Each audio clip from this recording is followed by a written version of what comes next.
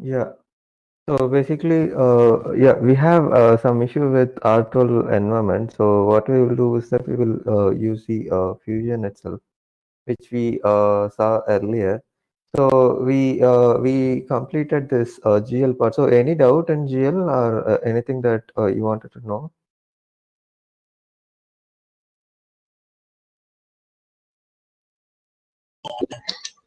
Actually, I tried doing GL, so I stopped Okay. till the primary ledger only. Yeah, yeah, I saw your configuration. So actually, I think you configured with one segment, but the requirement, if you see, you should have two segment. So the reason Oh. being is that you will need one account code combination.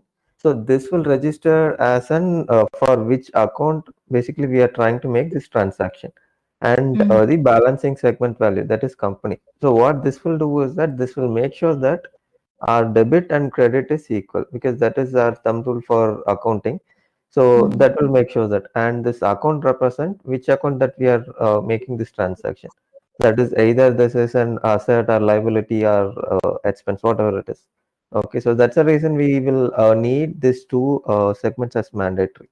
So one is natural account and another one is balancing segment. So I added one more segment and I corrected it. So maybe you can check now. So it should work basically. Okay. And what I created, the primary ledger was not visible when I tried to pass journal entry. Okay. And Did you open this periods? sorry? The period. Did you open the period? I'm asking. So, Yeah, actually that open period, close period was there, no? yeah, correct. When I tried to do that open period, actually Okay. what the created primary ledger was not visible there. Some other thing, some other ledger was visible. So I Okay. took that only. Okay. What Uh, I created, I was not able to see. okay. So this one, last one. So did you enable this one, the roles assignment and that role assigning to the user? So that should work basically. So we will create a role, right? After assigning the role, so we will Mm, come to this user assignment, data access for user, and there mm. we will assign our primary ledger. So that's how system will basically understand. Yes, this ledger belongs to this user, and it will give access to us. Okay, I will cross check that. Yeah, yeah. Maybe you can check that, and if still you are not able to see the ledger, probably we can see it in the tomorrow class. Okay. Yeah. Yeah, fine. So what we will do is that we'll start with a receivable module. Okay. Okay. So before that, we have certain prerequisites to complete it. Of course, we will need the GL configurations to be in place. So we have seen the GL module. So I'm moving directly to AR module. So before that, we will need to create this business unit. So what exactly is business unit is that this basically either generates the revenue or it can incurs the expense. So this unit we are calling it as business unit. Okay. And apart from that, we will have certain organization where we will store the items that we call it as an inventory unit. And yeah, similarly, we have the other part of things. But when we say business unit, it is always whether this particular unit will generate the revenue or it will incur with some sort of expenses. Okay. So that's the definition for this. So what we will do is that we will create one business unit here.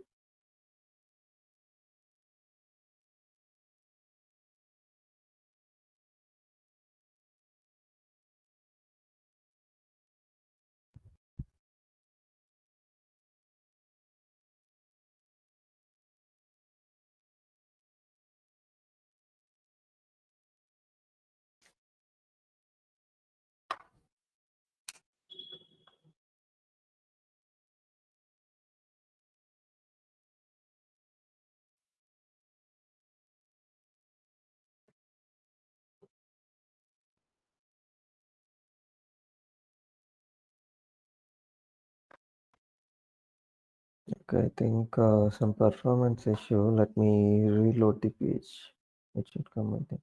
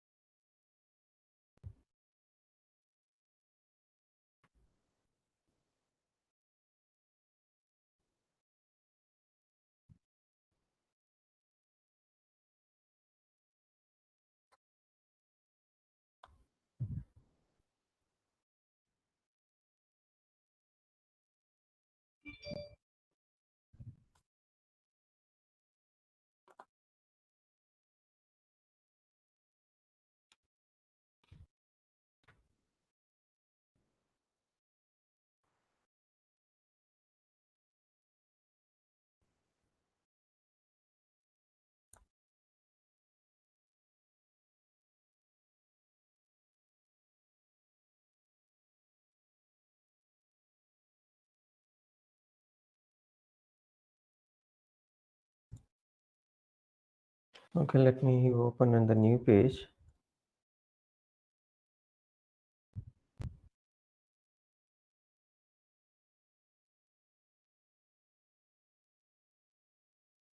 Yeah, so I have opened a new page. Okay, so this is the navigation where we will create the business unit. So under financials, we have different common application configurations for financial. Under this, we have an option to create or define the business unit. Okay. So under this, we will say manage business unit. So the prerequisite for this is to create the location. So since we have created the location when we saw the GL and the AP related setups, so I'm not creating a new one. So I'm picking the existing location. Or probably if I want to create from there, so from there also I can create the location. So there are two ways that I can create this particular configuration. Okay. So let me give a name for this particular unit. Let me say metro.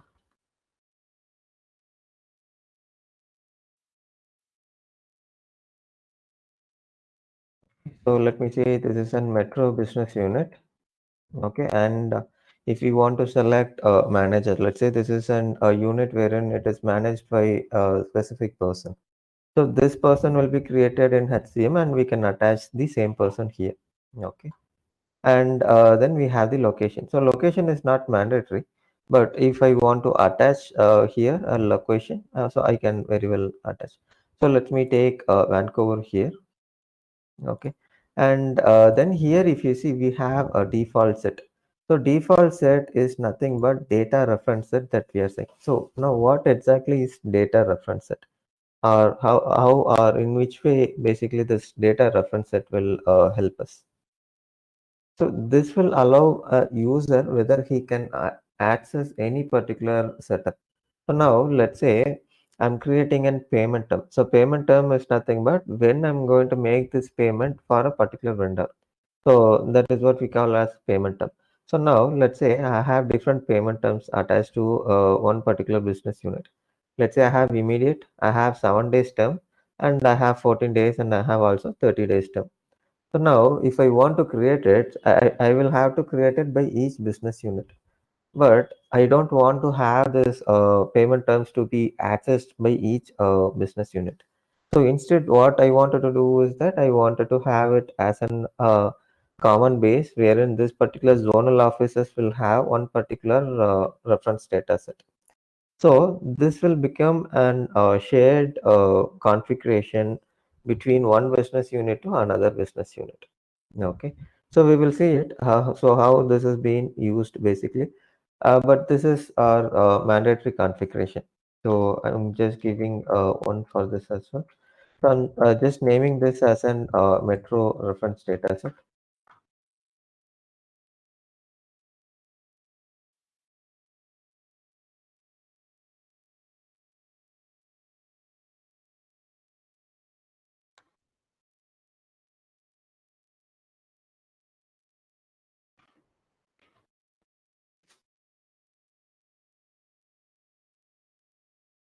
Okay, so always it is suggested to save and then click save and close, because what will happen is that for some cases it will not save, it will just close. So that is the reason it is suggested to save and then click save and close, because when we say save, it will check for few validation. In this case, if I have given this incorrectly, this reference data set, when I say save and close, it is not going to check whether it is entered or not. But if I say save, it is going to check. So that's the reason we will need I mean, it is suggested to use both the options.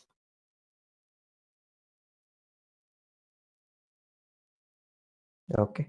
So now we have created the business unit and we have attached the reference data set that we created. Okay. And next step, what we will do is that we will assign this particular business function. So now, why do I need this business function is that, let's say this business unit will be operated for only the payment part. So I will specify here. So it is used only for the payment. Let's say this is, let's say this is an headquarters. So what will happen is that all revenue and all payments and all collections, everything will be handled here. In this case, what I will do is that I will handle, I mean, I will enable this for payable invoicing. Also, I will enable this for the customer payments. So customer payments is nothing but our revenue. So that is the term that has been used by Oracle. Okay. And apart from that, here, if you see, we have project accounting, procurement, material management, receiving, all those things. So these are related to our SEM. So if at all I have a requirement wherein I'll handle also the purchase order creation and all those parts. Okay, so in this case, what I will do is that I will enable this also. So this will happen when we have procured a license for SEM and finance. So we will enable this business unit for both SEM and finance. If I have taken for project management, so I will select that as well. So based on our licensing, we will select what are the business functions that I can perform. Okay. So I'm not eliminating any of the function except HCM, that is incentive compensation and service requests. Okay. So I'm just picking all those things, which means I'm taking this particular business unit for payable invoicing and also I mean, both for invoicing and the payments. So similarly for AR and PO part as well. Okay. Any doubt in this? Sir, actually, your voice was breaking, so I was checking the net. Okay.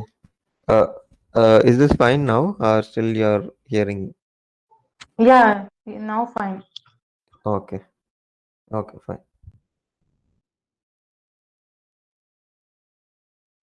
Okay. So this is fine or any doubt that you have? Fine, sir, you can go for. Okay. Okay, fine.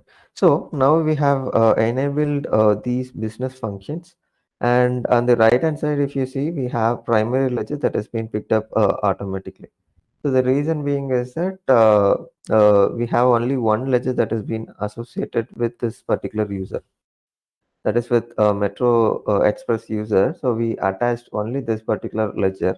So that is the reason it has picked up automatically. And also the also the legal entity we created only one. So that's the reason we are seeing one legal entity attached to it. Or else we will have to select from this list of values. Okay. Yeah. So I'm just saving this as well. It will just give the warning that we cannot change it at a later point of time. So I'll just say okay and complete this particular transaction. Okay. So in GL, we saw basically how we created ledger and then we assigned a set of roles to the user. And after assigning the roles, we came to a place called manage business user data access for user. So the same process here as well. So this is common for all the modules.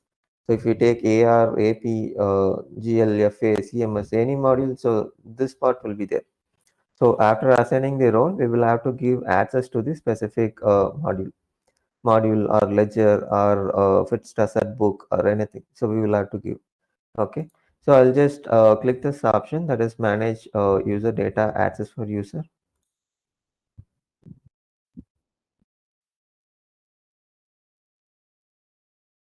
Okay, I think role access should be there. So let me check if I have access.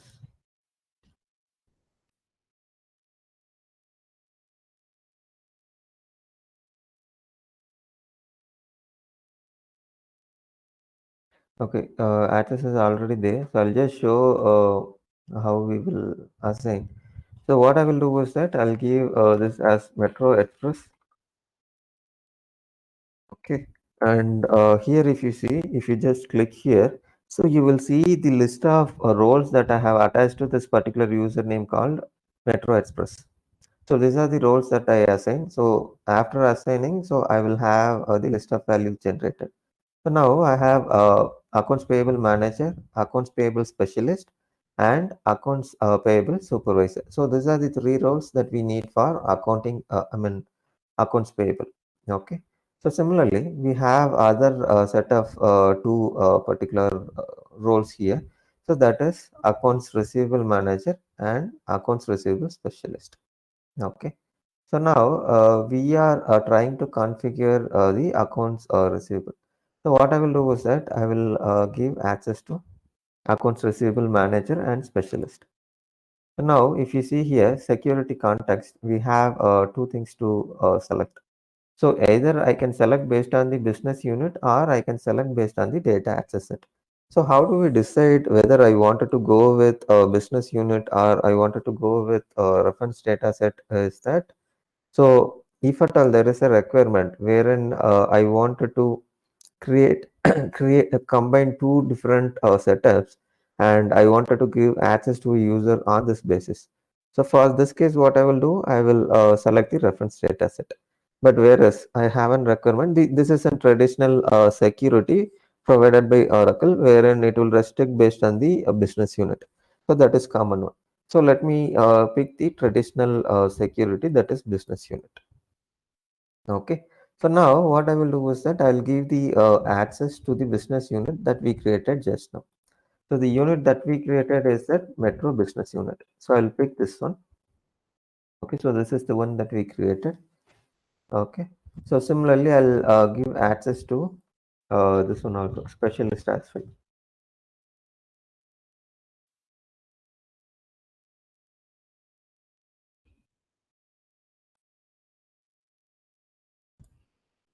So same thing. So I'm just selecting the business unit for this one also. Yeah, so these are the two roles that we will need for receivable transaction or setup. So basically for setups already we have this role called application implementation consultant. So that will allow us to do all this configuration. So these two roles which we are choosing is that for the purpose of transaction testing and how the system behaves and all those things. Okay. So I'll just say save and close. So now we have assigned these two roles. So now if I click again search, I'll be able to see these things. Okay. So let me just take this one. Yeah. So here we can see that this is our business unit. That is Metro business unit. Okay. So we have given access to the user. So next what we will do is that we will go to the receivable configuration. Okay. So under financials, so I have different offerings that I have selected. So under this, I select this one, define receivable configuration. So here, the first step would be to create or complete the system options. Okay. So now what is system option is that this will determine how our transaction or the invoice and the payments or the receipt should work. Okay. So here what I'm doing is that I'll add this particular configuration for the newly added business unit. Okay. So now if we query with the business unit that we created, that is Metro business unit. Yeah, let me pick from here.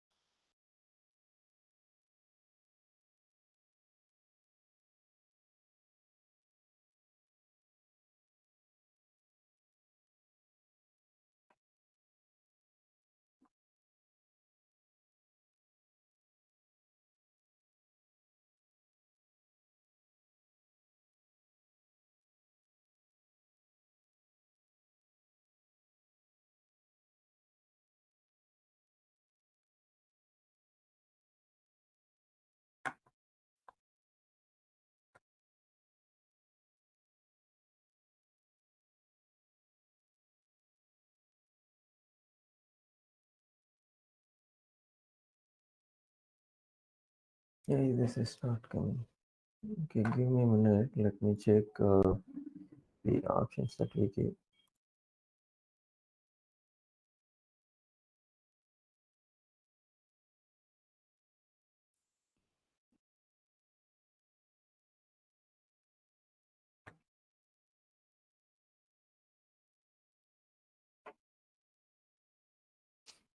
Okay, let me try to log out and log in. Sometimes this program will sync, so probably because of the. Let me log out and log in.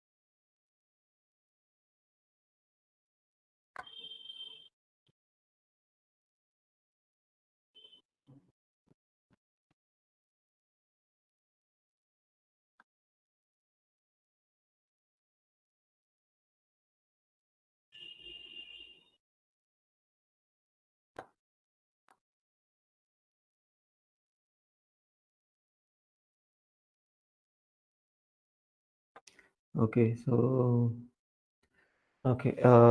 the business unit that we gave access is different one. So what we created is that Metro business unit, but whereas here it is Metro Unit 2. So this is completely different business unit. So that is the reason we couldn't see there. So let me change the scope. Okay, so I'll just say select and add. So probably this is the issue. Let me add it from here.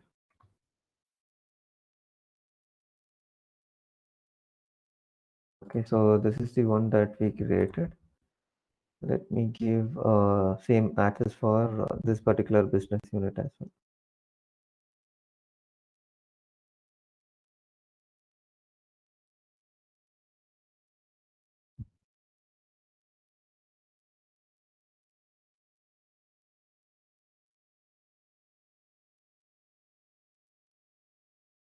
Okay, so now I'll select the primary ledger and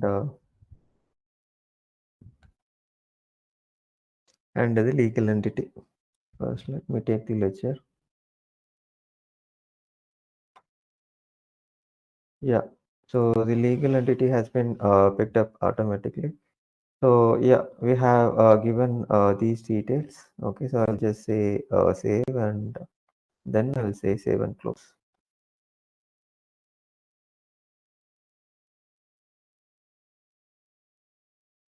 Okay. So now if I go back to receivable configuration, so now I should be able to see the business unit there in system options. Yeah, so let me navigate back to the system options and let me show this one.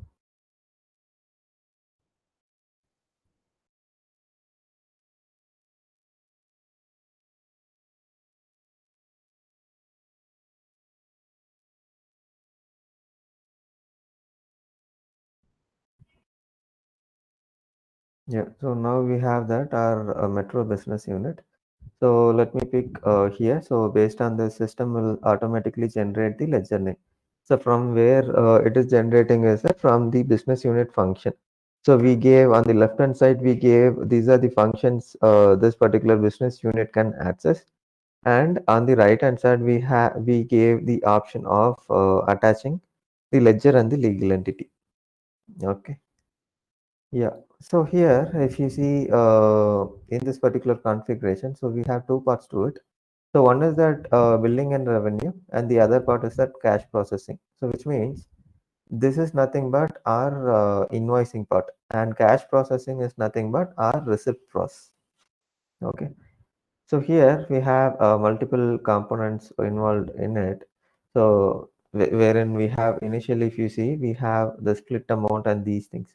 So this will come under collections. So what is exactly collection is that, so there is a mild difference between collection and receipt. So collection is the process of maintaining a proper flow wherein we are not missing any due customer. But but whereas receipt is nothing but after we receive amount from the customer, so we will say yes, I have received so and so amount on so and so date, and we will give this as a physical copy or through mail or any sort of communication. Okay, so that's the difference. So here, whatever we are saying is for the purpose of collection. So this will come as a part of CRM and how we manage our customers, Salesforce, and the other things. Okay. So these are basically to determine at what stage I wanted to enable this customer to be a default or whether I wanted to say whether this due will start generating. So I will give these details here. Okay. So yeah, so the CRM part we will not need. So probably we can see this one. Okay. So now we have application rule set. So now what exactly is application rule set is that this will determine how I wanted to what you call deduct the amount that I'm receiving from the customer. So let's say I receive an amount of 10,000. So whether I wanted to, let's say I have four lines and now the amount is 10,000. So if I say prorate all, which means it is going to distribute equally. So for each line, it is going to deduct or it is going to adjust probably the 25% and it is going to say it has prorated all, which means the remaining amount will be equal for all the lines, irrespective of tax or freight or any such components. Okay. And above that, we have line first, tax after, which means first when we say, so let's say we have three different lines. So one is for invoice are the item, and the second line that we have is for freight, and third line that we have is for tax. Okay. So now first what system will pick is that it will pick the line item, which means it is going to pick the item in the line. And after that, it is going to deduct the tax amount or it is going to adjust the tax amount. But whereas if we say line and tax prorate, which means what it will do is that it will basically get or it will distribute equally the line and taxation. Okay, so that's what about it. So let us pick this particular line as a line first and tax after. Okay, and then we have the discount basis. So now, if I'm giving discount to any certain customer, let's say this is he's a regular customer. So how will I give a discount? On what basis should I give? So in this case, I will say this is an invoice amount, which means on the total bill, I am giving the discount. I'm not giving for each line or item wise discount. So if I want to give item wise discount, probably I should change the options to line only. Okay. Yeah. And then, yeah, these are related to discount configuration. The how do I want to enable discount to be calculated? So those are the things. Okay. And then here, if you see, we have certain payment methods that we can attach. So if I'm using a credit card method, which means let's say I'm into a supermarket business. So now I wanted to consider implementing credit card and debit card and the bank transfers to my business. So now what I will do is that I'll create a separate receipt method called credit card, so and so office name or code. After creating there, I'll attach it here so that system will pick automatically for this particular business unit. So now the reason why I will attach it here is that it will allow system to understand that if I'm importing any transaction, it should match the receipt, I mean the credit card details or the credit card receipt method and the other details. So that is the reason we are attaching it here. Okay. Yeah, and then if you see here, we have few accounting information that we will have to supply. So here we have firstly the tax amount. So most of the countries will have the taxation part involved in it. So that is the reason here, if you see the tax amount, I mean the tax account is mandatory. But whereas if you see the unearned or the unallocated revenue account, so that is optional because it is not that always I will use this allocation revenue option. Okay. So only two things are mandatory here. So one is that giving the tax account and another one is rounding. Even though if we are not using the foreign currency transaction, still it becomes the mandatory setups to give. So we will have to at least attach the dummy account for this rounding of the currency precision and the other variation respective accounts.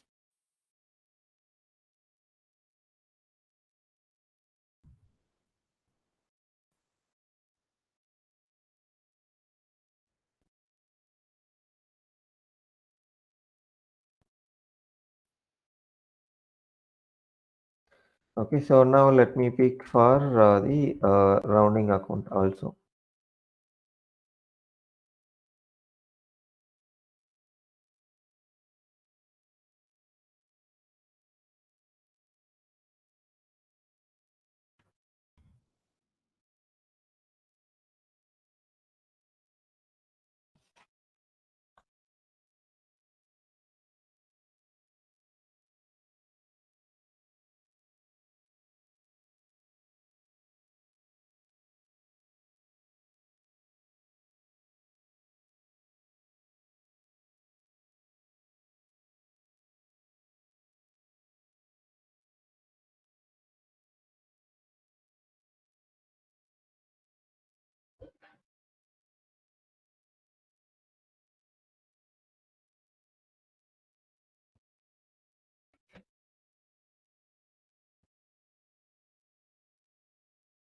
Yeah, it is good.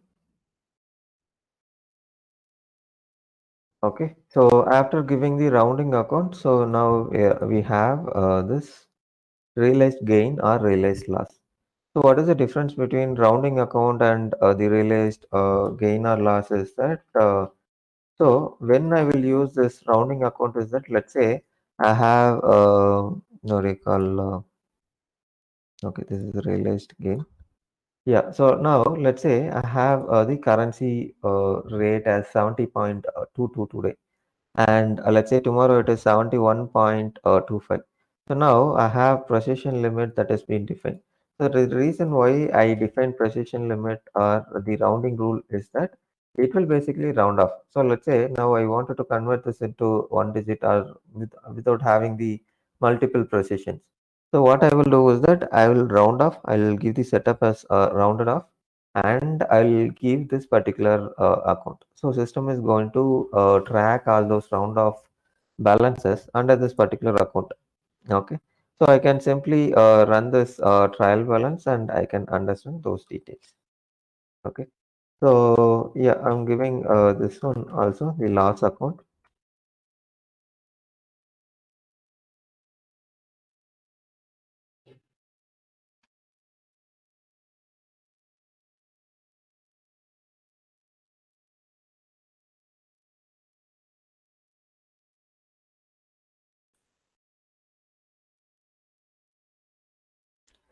Okay. Yeah, and then we have option to enable the posting cycle. So now if I say here as 15, so which means this is going to run this posting cycle 2 days in a month. So every 15 days, it is going to run the period cycle, I mean the posting cycle. Okay. So that's what about it. And then we have the invoice. So here transaction is nothing but invoice. So the term used here in AR is that always transaction. So in AP we say it is an invoice. Okay. So here we have different options that we can choose. So this is for the purpose of tax invoice printing. So this is printing specific configuration. So if I'm using, so this is based on the legal localization also. So localization is nothing but country specific taxation or the compliance requirement. So based on that, we will enable these options. So if you see here, so we have European tax format and the other things. So the standard one is that itemize and sum. So I'll pick the same format. Okay. And then we have an option wherein when we want to give the document number to be generated. Document number here is nothing but the invoice number. So when I want to generate. So before completing the transaction, if I save it, whether I want system to generate this document number or I wanted to say after completing. So in this case, I'll say after completing. Okay. Yeah, and then we have item validation on. So this is nothing but the item organization. So we saw on the other day that we have inventory arc and we have the item arc. So probably if we have the item arc that is defined for this particular unit, so we can attach it. So what I will do is that I'll pick the metro account. Okay. So what I have defined for this particular unit is that metro inventory arc. Okay. So I'll just pick this arc. Okay, and then we have option to allow deletion. So allow deletion can be enabled till we have the posting or the processing for posting. So after we do the posting, anyway, system is not going to allow the deletion and the other options. But before that, whether we should allow or we should freeze this option. So I'm not checking this parts because I don't want to allow deletion and the other options. Okay. And then we have the late charges. So late charges is nothing but, let's say there is a customer who pays instead of paying on maturity date, he pays 10 days late. So now I'll calculate the interest for the late payment. So for example, if you take any internet provider or probably the Airtel or the other subscribers, if you see, so we will have the late fee charges and the other thing. So similarly, here if you have the business wherein they calculate the late charge, so we can use this particular functionality. So we can say, firstly, we will have to enable access late charges, and then we will have to give the calculation basis, like how we want to calculate it. Okay. Yeah, so that's about the late charge, and then we have another. So this is a bit of this thing. So what is grouping rule is nothing but it groups the lines of particular order, and it gets or it imports any particular order into our invoice format. Okay, which means there are multiple ways of getting the sales order or any orders from external application or from order management of Fusion application. So in this case, let's say this I'm using it for order management. So what will happen is that, so there will be set of rules from order management, and also there are set of rules in receivable. So we will see what are the rules that we have it in receivables, or what are the parameters, and how we can design our grouping rules. So based on this, system is going to group all those transactions. So to understand this grouping rule, so let's take, there is an sales order which has 4 items in it, and this has 10 quantity of each. Okay, and we have defined the shipping parameters and all those information. So now if I want to import this for the sales order which has 4 lines, so I have multiple options. So either I can generate the invoice based on each line, or I can generate based on the each item, or I can generate for each sales order that I'm creating, or probably if I want to create it based on the accounting date, I can create that as well. So we have multiple parameters to group this particular sales order into invoice. Okay. So the global rule that is suggested is that based on the sales order. So whatever sales order that we are entering, so that will become our invoice. So there, if I have given 4 lines, so in invoice I'm going to see the same 4 lines.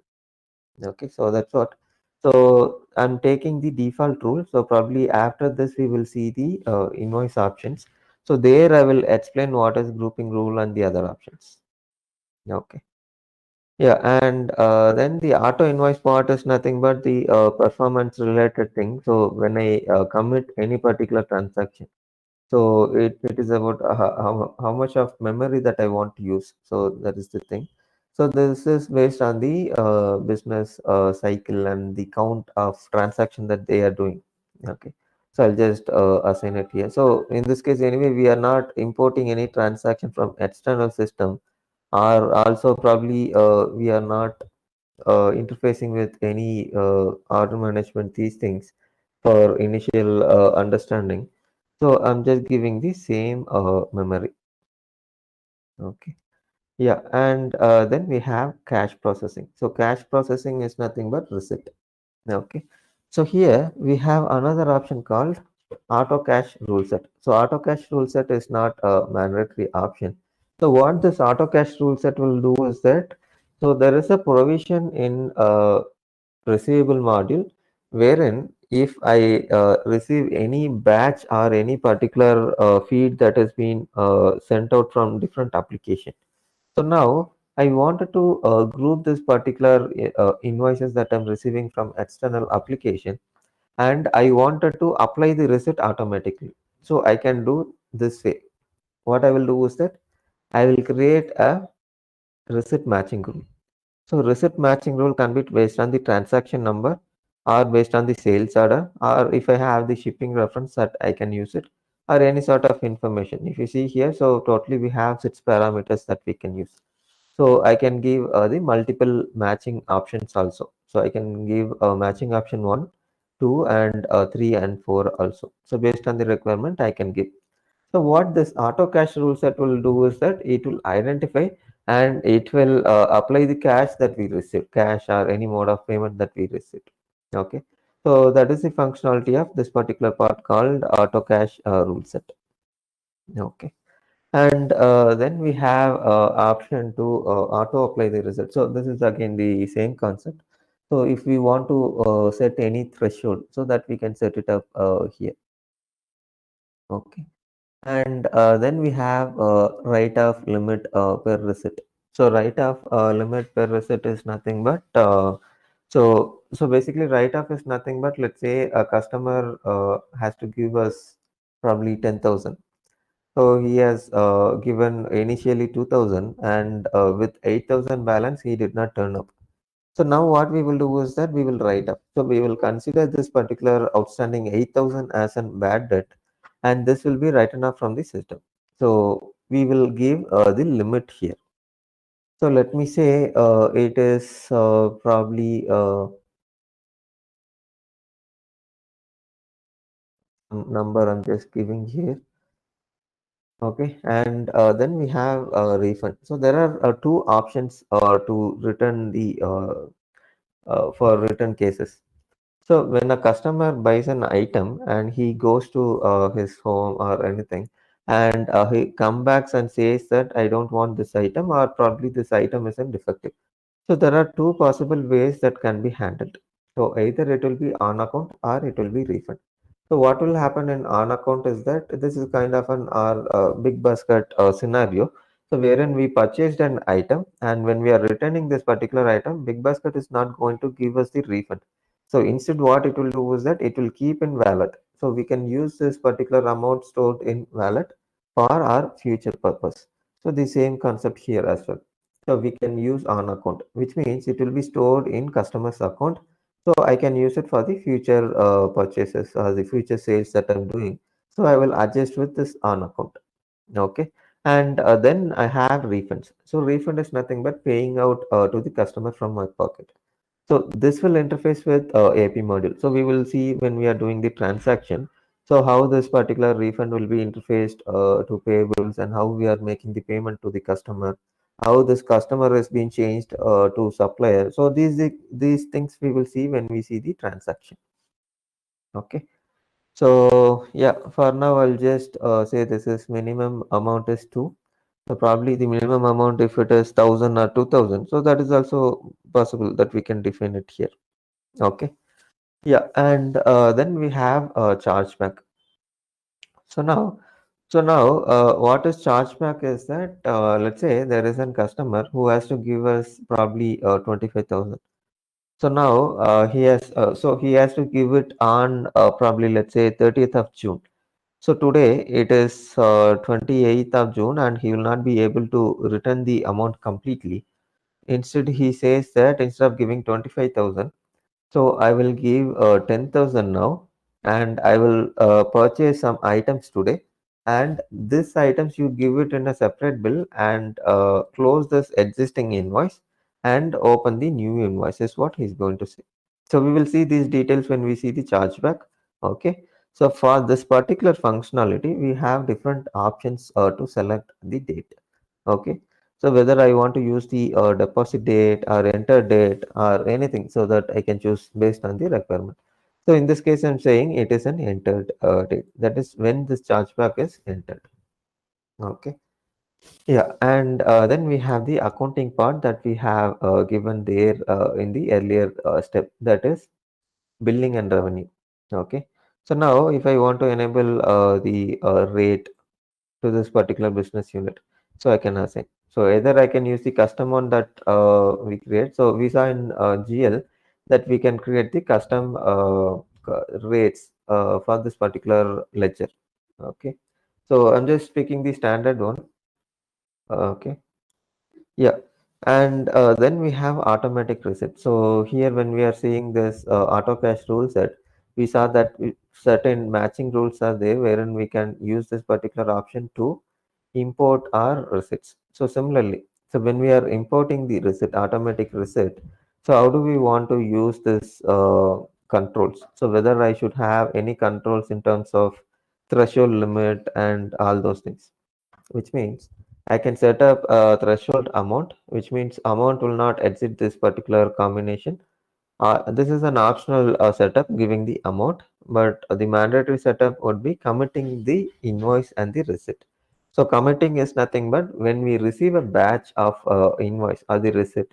So basically system will read it as either 100 invoice or 200 invoice and it will commit. So commit is nothing but saving this particular record.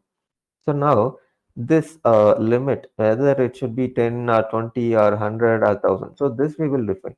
Again, this defines our performance also, because when we are loading with huge data, it is going to stuck somewhere, because every time committing with 100 record, let's say I'm receiving 10,000 invoices and I'm committing every 100 record, it is definitely going to create the performance issues. Okay. So according to the business load and these things, we will define this particular option called invoice per commit and receipt per commit. Okay.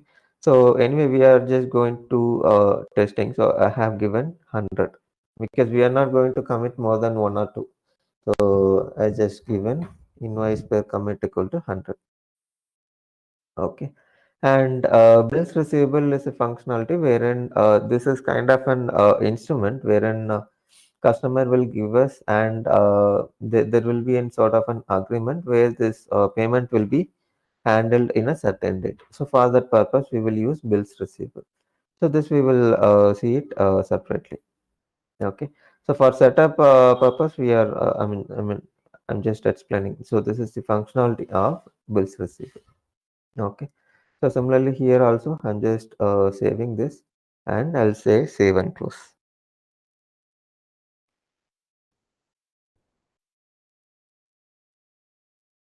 Okay, so now we are done with the system options. So the next setup is that to create the transaction types or the transaction source. Okay, so to do this, what I will do is that, so I will go here, the billing part. Yeah, I have customer billing configuration. So here I have an option to create the transactions source and the transaction type. So firstly, what I will do is that I'll create the transaction type. Okay. So here, what exactly is transaction type is nothing but our invoice or the credit memo or debit memo. So these are the things that we are saying as transaction types. So now, what are the transaction types that I can create in accounts receivable? So there are totally 5 transactions that I can create. If you see here, so I can create the invoice, I can create debit memo, I can create credit memo, chargeback, and bills receivable. So invoice we know very well. When we make any sales, we will create an invoice. So this is an acknowledgement that a customer A has bought some item from company B. Okay. So that is the understanding or kind of an agreement wherein we say this is an invoice and we will hand over to customer. Okay. And then we have a debit memo and credit memo. So debit memo and credit memo are used whether to increase the customer balance or to decrease the customer balance. Okay. So that's the purpose of both. And then chargeback, we saw that if I want to close the existing bill and open the new bill with the balance amount, so I will create an chargeback invoice. Okay, so that's about chargeback and bills receivable. We saw that if I want to delay the payment and I'll to ensure that I'll make the payment, I'll give an instrument so that we can handle it through our bills receivable. Okay, so what I'll do is that firstly I'll create an invoice. So the process is same, only it is about selection of transaction class for each one of it. So if it is debit memo or credit memo, it stands same. So only thing is that we will have to select the creation sign accordingly. So if I want to select the credit memo, so I'll say it is a negative sign. So accordingly, I'll select it. Okay. So now if you see here, so we have transaction type set. So this transaction type set is nothing but the data reference set that we created in our business unit creation. So when we created business unit, we gave the business unit name, location, and data reference set. So that is the reference data set that we will be attaching it here. Okay. So the unit, I mean, the set that we created is that I think it is okay. MRDS. Yeah. So this is the reference set that we created. Okay. So this will become a validation point wherein it will allow us to basically assign the access to this particular user, and it will say that this user can access this particular business unit to create invoice or receipt. Okay, so that's the purpose of having this particular reference data set. So I can give the access I mean, I can give access to any user based on the reference data set, because here if you see, we don't have an option of selecting the business unit. So now we were saying that it is also used for the shared configuration. So now if you see here, so I have selected Metro reference data set here, and also I'm creating another transaction with Metro reference data set. So which means this particular configuration which I'm using, so this will be shared across the business unit if I have more than one business unit. Okay. So that is the main purpose of creating the reference data set. Okay. And then I'll select the legal entity, and I will give the transaction type name. I'm giving MRDS invoice. So I have selected the transaction class as invoice. Okay. And then status, if you see here, so we have 4 status. So if I don't want to use this particular transaction type anymore, I'll say this is unclosed. And if I'm creating it for the first time, so I'll say either open or pending. So pending is nothing but I have created the configuration, but it is not open for transaction. Okay. Probably I'm waiting for some sort of approval. So I'm just saying this is an pending. So when I say open, I can use this. Okay. And void is nothing but I don't want to use this for certain time. Okay. So yeah, so I have given this as open. Okay. And date effective, we should make sure that this is our starting business days, because prior to this we will not be able to use our transaction type. Okay. So since this is an invoice, I have created, I mean, this as a positive sign. Okay. And then generate bill. So generate bill is nothing but printing option. So whether I want to print this particular invoice or no, I'll say yes. And these are optional options. So probably we will give it at later point. Okay. So now what I will do is that I'll just save this and I will give business unit access.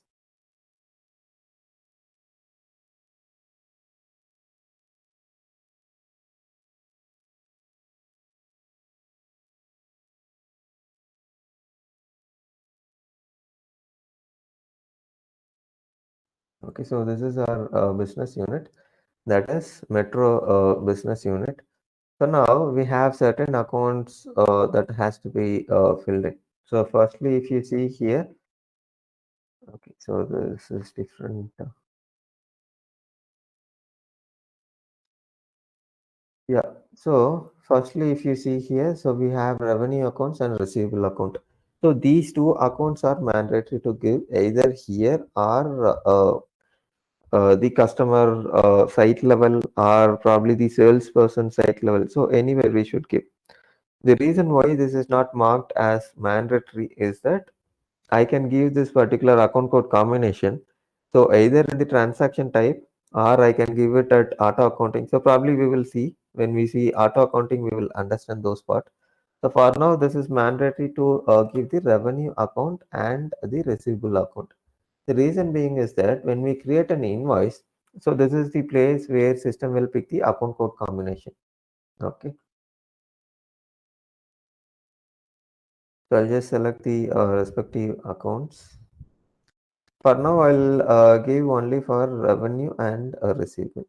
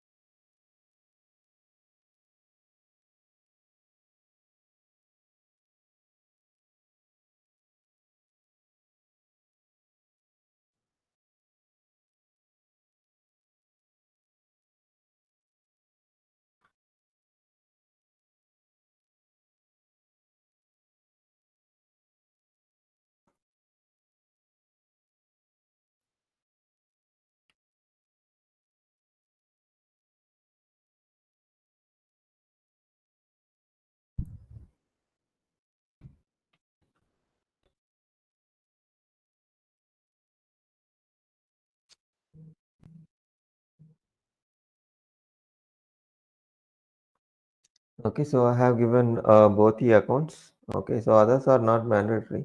So we will see unearned revenue and unbilled revenue, these options when we see the respective concepts. We have something in advance and the arrear payments. So we will see those parts when we deal with that particular concepts. Okay, so now I'm done with the transaction type creation. So I'll just say close, and the next setup is that to create the transaction source. Okay, so that is just right below this transaction type. So we have the transaction source. So the reason why I will create transaction source is that, so this is the way system will basically identify whether this is an automatic route invoice or this is a manual source. So manual is nothing but without any reference. I'm just creating it for my manual this thing.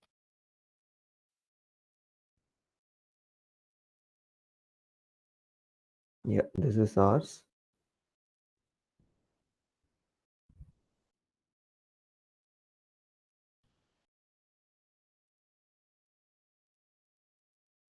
Okay, so I'm just giving the same naming convention and I'll say transaction source.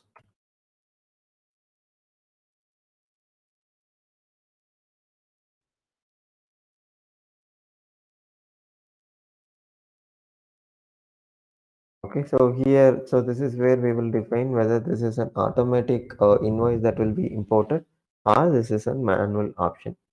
So it is a manual option. So I'm just choosing the same thing. I'm not changing it. Okay, and similarly, similar to the transaction type, so we will select the effective date here as well. Okay, and then we have the transaction numbering. So transaction numbering here is nothing but the invoice numbering that we wanted to generate. So when we say automatic, it is going to ask us last transaction number. So I'll just say 1, which means it is going to start from 1. Okay. So I can, yeah. So based on the requirement, I can give any number. It can be from 1 or it can be from any other sequence. Okay. And then we have the returns. So the receipt handling for credit is nothing but our returns. So how do I want to handle this? Whether I want to refund or on account. So for now, I'll say this is an on account. So this will not be refunded automatically. Okay. And here I can attach the transaction type that we created in the earlier setup.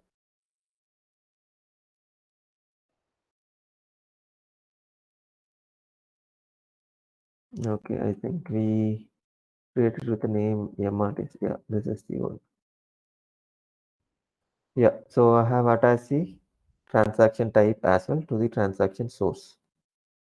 So that's it about the manual transaction source. Okay, so let me close this.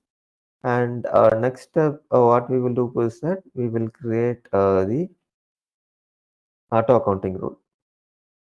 Okay, so now why I'm using this auto accounting rule is that, is this mandatory to use auto accounting rule is that it is not mandatory to use auto accounting rule, but if at all I'm importing any sales order from order management or any transaction that I'm importing from a third party application or the core application. So for those cases, I will need this auto accounting rule to be created. The reason being is that I will need, I mean, system will not basically understand which account I should pick from. If it is a manual transaction that I'm creating, I know very well what account I have to create. So what I will do is that I'll go to distribution and I will change the respective account. But whereas here, if you see, so I don't have any specific account that system will understand or it should understand. So for that purpose, what I'm doing is that I'm defining a combination for system to understand that if at all this is the business unit and this is the account that it should pick. So let me pick the receivable account. So now this is based on each segment. If you see here, so I have company segment. So here I have two kind of things that I can give. So one is that it should be either dynamic or it should be an seeded one or the constant value that I can give. So constant value is nothing but I'll just say 001. So whatever the transaction that I'm doing for this particular metro business unit, so system is going to pick the receivable account as for company, it is going to pick as 100. Okay. So that's the purpose of having constant value. But let me say I don't want to use this constant value. Instead, I'll use from the transaction type, which we created in earlier setup. So what I will do, I will give the value source as transaction type. So now let's say I want to give one as a transaction type and the other as a constant. That also I can do. So here, since we created transaction type, so I'm selecting for all the segments, the transaction type as a source to pick the account code combination. Okay. Yeah. So let me give this and let me save and close. And I will open again. Okay. To create the revenue, because what we created now is that only for the receivable. We can see it from here. It is only for receivable. So I will create also for revenue. Okay. So when we see invoice in advance are here, so we will add few more account type also. So for now we will select only for receivable and revenue. So receivable I have given it already. So let me complete it for revenue also.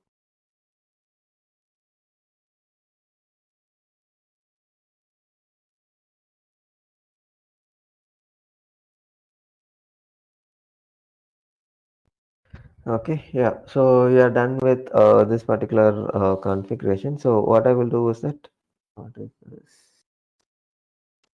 table name or a constant value segment.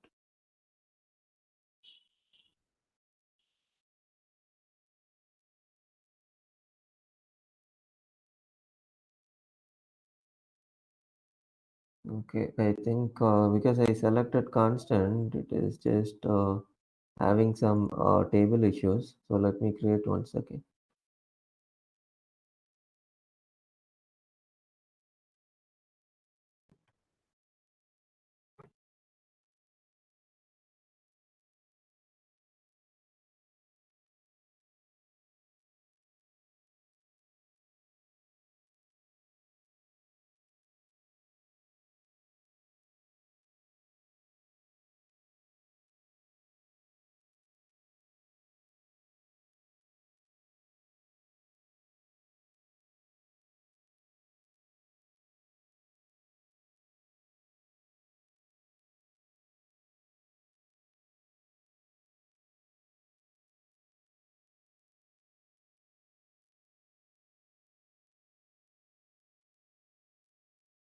Why am I getting this error?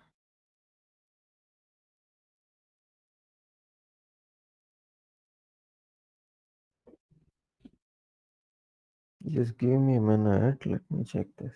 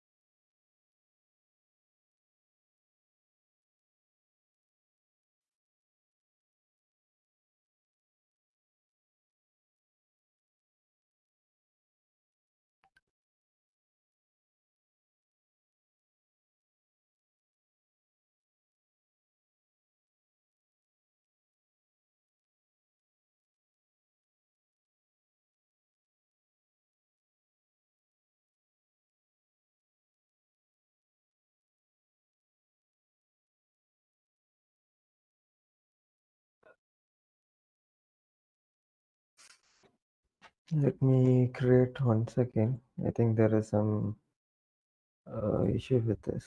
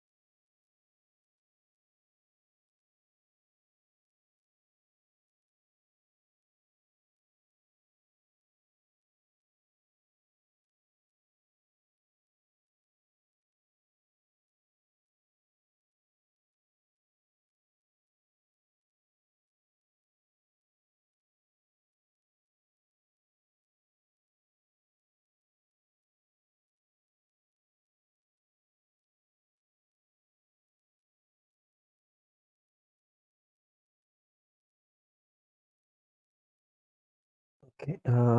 What I will do is that I'll define for all. Probably sometimes it will happen.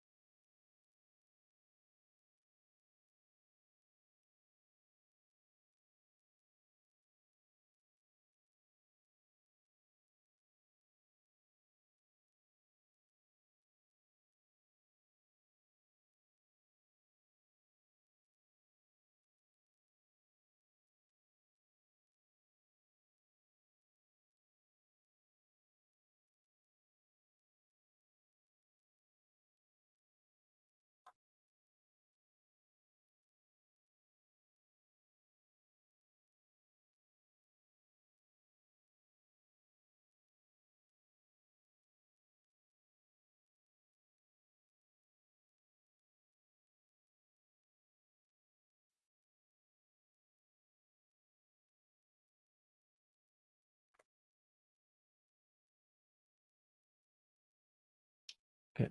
I think there is an issue. Let me check this. We'll see tomorrow. Okay, Okay. sir. Yeah. Okay, fine. We'll meet tomorrow then. Thank you. Yeah, thanks.